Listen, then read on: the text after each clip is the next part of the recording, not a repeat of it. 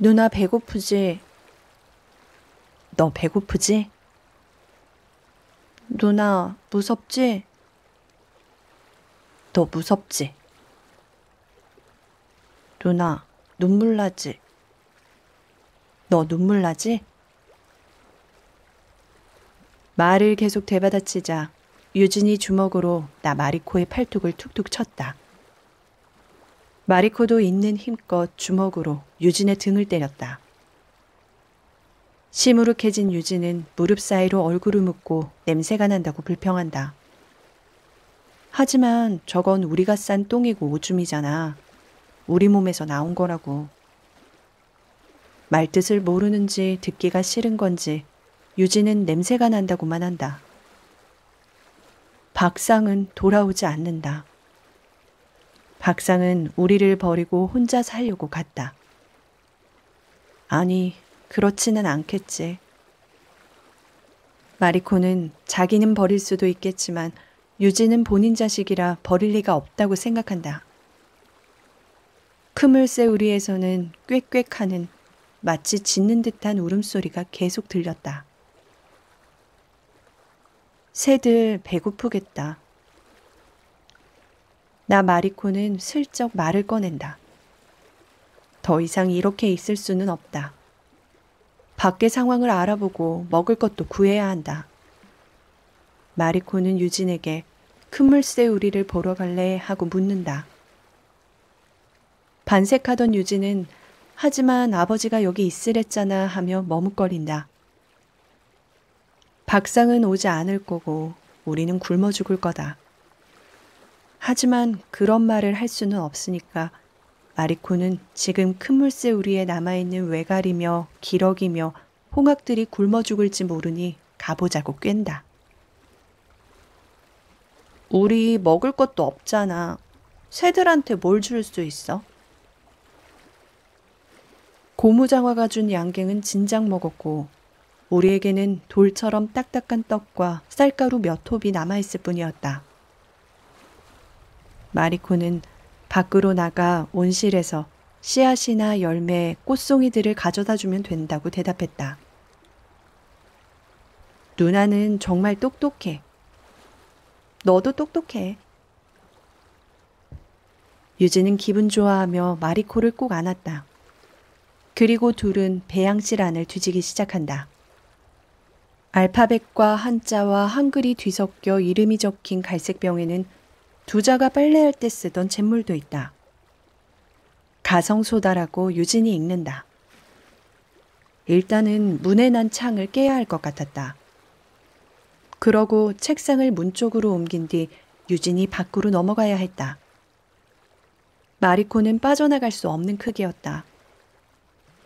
유리창을 깨는 건 어렵지 않았다. 파편에 맞지 않게 최대한 멀리 떨어져서 저울추들을 집어던졌다.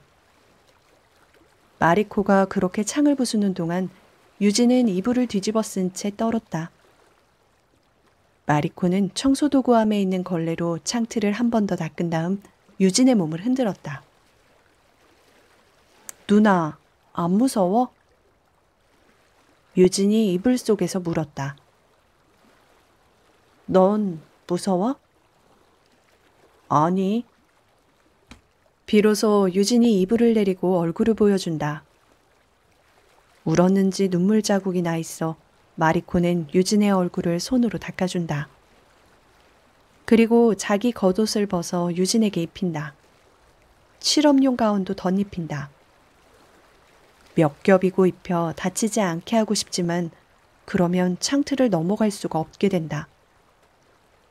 옷을 껴입은 유진은 책상을 밟고 올라가 조심스럽게 밖을 넘겨다봤다. 바깥에는 발 디딜 책상이 없잖아. 맞아. 그럼 어떡해? 그쯤 떨어진다고 다치지 않아. 서려고 하지 말고 그냥 넘어져 버려. 나 마리코는 자기 말투가 어딘가 귀에 익다고 생각한다. 어느새 두자처럼 말하고 있었다. 투박하고 명확하게 잘라 말하고 있다. 숨기지 않고. 누가 이미 먹이를 주지 않았을까? 유진이 무서운지 해실해실 웃으며 물러난다. 너 겁나? 누나 겁나? 마리코는 전혀 그렇지 않다고 힘있게 고개를 저었다. 읽고 유진은 결심한 듯이 창틀을 넘었고 쿵 하고 떨어졌다. 아픈지 놀랐는지 외마디 소리를 지르더니 이내 훌쩍거렸다. 마리코는 울음소리가 잦아들 때까지 기다렸다가 배양실에서 찾은 초강산이라는 용액과 망치를 건넸다. 일단 용액을 붓고 최대한 멀리 도망가 있으라고 했다. 그런 다음 망치로 때리면 다 삭은 자물쇠가 떨어져 나갈 거라고.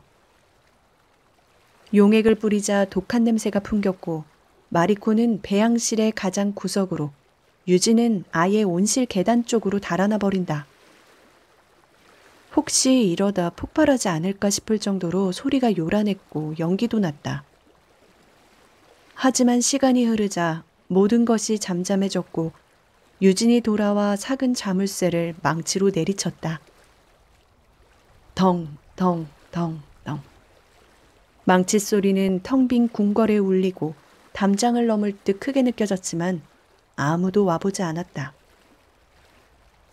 아픈 데는 없냐고 묻자 유진은 엉덩이가 얼얼해 하고 답했다. 이내 자물쇠가 떨어져 나가고 마리코는 문을 열었다. 유진을 안고 이제 밖으로 나가자고 하자 유진은 흥분해 혼자 온실 계단까지 앞서갔다. 안 돼. 우리는 들키면 안 되잖아. 유진은 아 그렇지 하고 다시 돌아왔다. 그리고 각자 새들에게 먹이고 싶은 것을 땄다. 이름을 알 수 없는 동그랗고 빨갛고 푸릇하고 혹은 다 말라 거무죽죽한 열매와 씨앗을 주머니에 넣었다. 혹시 몰라 작은 묘목에서 나무 껍질도 벗겨냈다. 지상은 심장이 얼어붙을 듯 추웠다. 무거운 습설이 얼음으로 된 나빗대처럼 눈과 목덜미와 손등과 발끝으로 날아들었다. 유진과 나 마리코는 거의 동시에 딸꾹질을 시작했다. 지하는 그래도 춥지는 않았는데 유진이 시무룩하게 중얼거렸다. 유리가 박살난 대온실 안으로도 눈송이들이 떨어져 내렸다. 몸체가 물컹해져 죽은 키 큰 코코넛 나무에도 눈이 쌓이고 있었다. 다 마른 국화들은 그대로 얼어붙어 마치 금속 장식품이 된 듯했다. 빛이 없는 온실은 그저 어둠이 칸칸이 쌓인 창고에 불과했다. 유진과 나는 대온실에서 출발해 콧물새 우리로 걷기 시작했다. 춘당지에서는 이제 아무도 스케이트를 타지 않았다. 유진이 쪼르르 내려가 발을 디뎌보았지만 그런 털고무신으로는 어림없었다. 몇 번 미끄러지던 유진은 시무룩하게 올라왔다. 여기 아무도 없나? 아무도 없을걸? 다 피난 갔으니까. 아빠는 왜 안 오시지? 아빠가 기다려지니? 누나는 안 기다려져? 나 마리코. 중학교에 가지 않고 집에서 노는 얼라간 일본인 계집애는 밥상을 기다리지 않는다. 엄마만 원망한다. 오지 않는 엄마. 내가 초경을 시작했는데도 그 사실조차 모르는 엄마. 이제는 편지를 보낼 수 없고 보내지도 않는 엄마. 금물새우리에 도착해보니 남은 새들은 연암은 마리쯤이었다. 나머지는 돌멩이처럼 딱딱하게 얼어 바닥에 떨어져 있었다. 우리는 가까이 다가가 준비한 모든 것, 먹을 수 있는지 확신할 수 없는 작은 좁쌀 같은 씨앗과 열매들, 그리고 천조가리처럼 얇은 나무 껍질을 그물 틈으로 던져 넣었다. 텅 빈 눈으로 허공을 보던 새들이 다가와 부리로 쪼아 먹었다. 그 뒤부터 유진과 나 마리코는 궁을 돌아다니기 시작한다. 집에 가보고 싶지만 꺼려진다.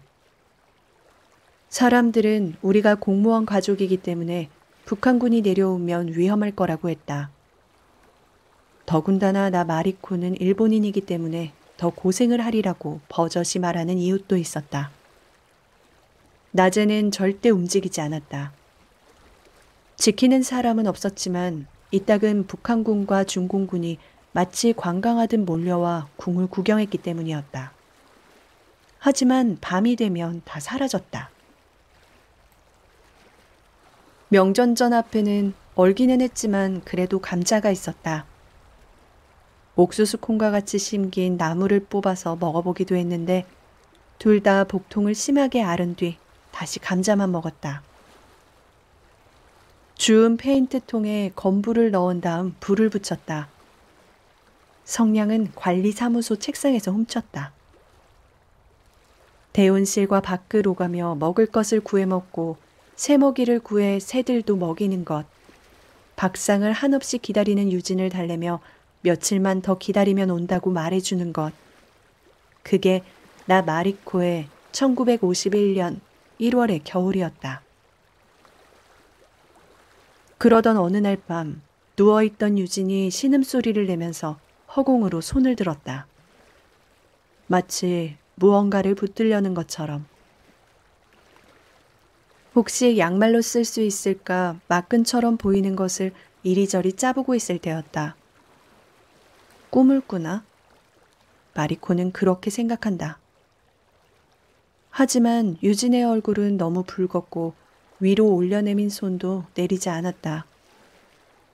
마리코는 막근을 내려놓고 유진에게 다가가 몸을 흔들었다.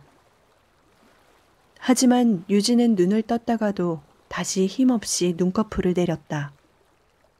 손으로 짚어보니 이마가 뜨거웠다. 유진! 유진! 한참 뒤 눈을 뜬 유진은 나도 만났어 누나 하고 말했다.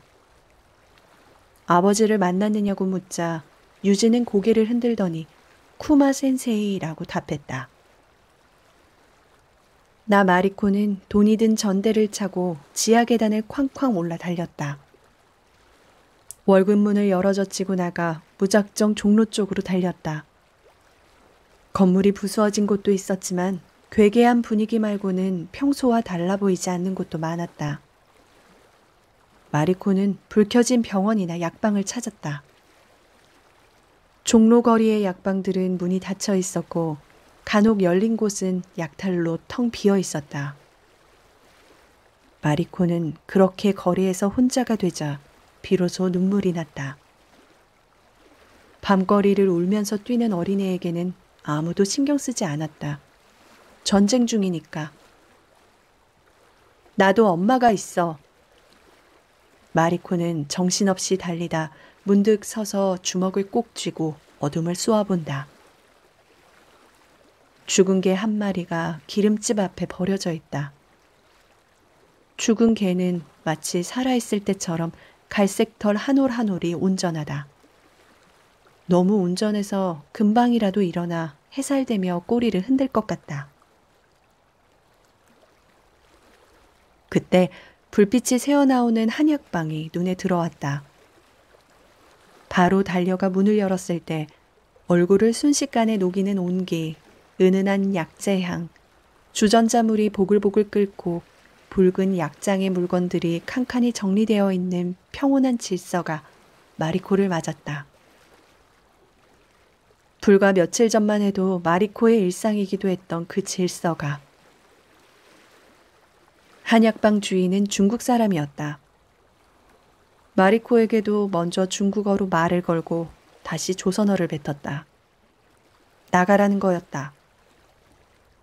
갑자기 뛰어들어온 거짓 차림의 여자애를 본 그가 한 유일한 말이었다. 돈이 있어요. 마리코는 전대를 가리켰다.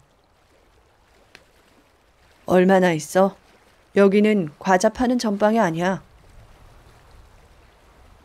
약 살 만큼 있어요. 열 내리는 약 필요합니다. 두툼한 흰 눈썹을 가진 그는 마리코의 얼굴과 허리 그리고 발끝을 내려다보더니 돈부터 보여줘야 약을 줄 수 있다고 했다. 마리코는 뒤돌아 치마를 걷은 다음 전대를 꺼냈다. 우리 아가씨는 일본인인가? 마리코는 순간 긴장했지만 무표정한 얼굴로 아무 반응도 하지 않았다. 다만 100원짜리 지폐들을 자신 있게 보여주었다. 한약방 주인은 웃었다. 지금 100원짜리는 돈도 아니야. 500원을 써도 다갈 한약 못 구해. 인민해방군이 이기고 나면 나아지겠지만. 마리코는 눈을 둥그렇게 떴다. 그 전까지 500원이면 달걀 한 꾸러미를 살 수 있었다. 한약방 주인은 더 큰 지폐는 없어? 하고 물었다. 부모가 아픈가? 피나는 왜 못 갔지? 주인은 엽차를 한 잔 내밀며 의자에 앉으라고 권했다. 너무 추워서 마리코는 엽차를 받아들었지만 앉지는 않았다. 이미 엽차를 건네줄 때 주인은 마리코의 손을 아주 작고 보드라운 것, 이를테면 병아리를 대하듯 의뭉스럽게 만졌으니까. 마리코는 전대에 있는 돈을 다 꺼냈다. 지폐들을 손가락으로 집어 하나하나 세면서 마리코를 훑어보던 그는 내실로 들어가 환약 몇 알을 통에 담지도 않고 내밀었다. 잘 가져가라. 곧 좋은 세상이 될 테니. 마리코는 약을 손에 쥐고 달렸다. 그러다 잃어버릴 수 있다는 생각에 멈춰서서 전대에 다시 잘 넣었다. 연남은 게의 그 환약이 들을지는 알 수 없지만 일단 뭔가를 구했으니 빨리 돌아가야 했다. 폭격으로 파괴된 전차 앞에 북한군들이 서 있어서 마리코는 벽에 바짝 붙어섰다. 그리고 그들이 지나가자 다시 뛰어 월급문에 도착했다. 그런데 월급문은 나올 때와 달리 잠겨 있었다. 애가 탄 마리코는 또다시 달려 담장이 허물어진 동물사 쪽으로 갔다. 겨울바람이 너무 차서 마치 얼굴의 핏줄을 따라 얼음이 주사되는 듯했다. 담장을 기어서 넘은 마리코가 동물사를 지나 장서각 앞을 통과하는데 누군가 마리코를 불렀다. 진리야! 마리코는 깜짝 놀라 주저앉았다. 무슨 일을 겪었는지 옷이 다 찢긴 채 왼다리를 절고 있는 박목주였다. 마리코는 너무 놀라 입을 벌리고 있다가 반가움에 얼른 일어섰지만 그때 누군가 장서각 문을 열고 나왔다. 마리코는 버드나무 뒤로 숨었다. 박목주도 마리코에게 고개를 끄덕이며 가만히 있으라는 신호를 보냈다. 북한군인 줄 알았는데 흰눈을 밟으며 등장한 건 이창충이었다. 마리코는 안도의 한숨을 쉬었다. 다녀왔나? 이창충은 주머니에 손을 넣은 채 물었다. 눈 오는 하늘 저편이 빛의 산란으로 붉어져 있었다. 네, 사무국장님. 왜 이리 늦었나? 오는 길에 트럭에 치여서 이렇게 절름발이로 오느라 늦었습니다. 서류를 받겠지? 아닙니다. 보긴요. 기노시타. 네? 이게 뭔 줄 아나? 탕. 총소리가 날 때마다 박목주의 몸이 튀어올랐다. 죽어가는 게 아니라 기운차게 살아나고 있는 것처럼. 이창충은 박목주의 발목을 붙잡고 질질 끌며 뒷걸음질 쳤다. 그렇게 끌려가는 박목주의 몸에서 붉은 피가 흘러나왔다. 어둠 속에서 그건 더 이상 거물 수 없을 정도의 검정. 말이 다 담아낼 수 없을 정도의 검은 자국을 남겼다. 이윽고 장석악에 불이 타올랐다. 마리코는 충격으로 어리나간 상황에서도 대온 씨를 향해 달렸다. 그리고 온실 앞에 도착해서야 방금 목격한 장면이 떠오르며 눈물이 나왔다. 최대한 숨죽여오는 마리코의 울음은 울음이라기보다는 자기 신체 가장 안쪽으로 슬픔과 공포 그리고 분노를 어떻게든 눌러넣으려는 몸부림에 가까웠다. 그런 압력에 자리를 내준 감정들이 눈물방울이 되어 어쩔 수 없이 밀려나왔다. 나 마리코는 이제 그전처럼 살 수 없다는 것을 빠르게 받아들인다. 그리고 오직 마리코만이 이 사실을 알고 있어야 한다는 것도. 중국인이 준 환약은 효과가 뚜렷하지는 않았지만 유진은 최소한 헛손질은 멈췄다. 다음 날이 되자 지하실에도 햇빛이 들었다. 낮이 된 것이다. 큰 물새 우리에서는 먹이를 기다리는 울음소리가 들렸지만 마리코는 꼼짝도 하지 않았다. 오히려 배양실 안쪽으로 유진의 몸을 더 옮겨 꽉 끌어안았다. 저녁이 되자 온실 문이 열리는 소리가 났다. 이창충이 뭔가를 옮기고 있었다. 시모코리야마 세이이치의 동물박제들이었다. 이창충은 짐을 계속 옮겼고 더 중요하다고 생각하는 것들을 배양실로 들어와 쌓기 시작했다. 그렇게 해서 기다리던 박목주가 아니라 이창충, 가마야마 마사시가 유리 손잡이를 열고 들어왔고 둘은 들킬 수밖에 없었다.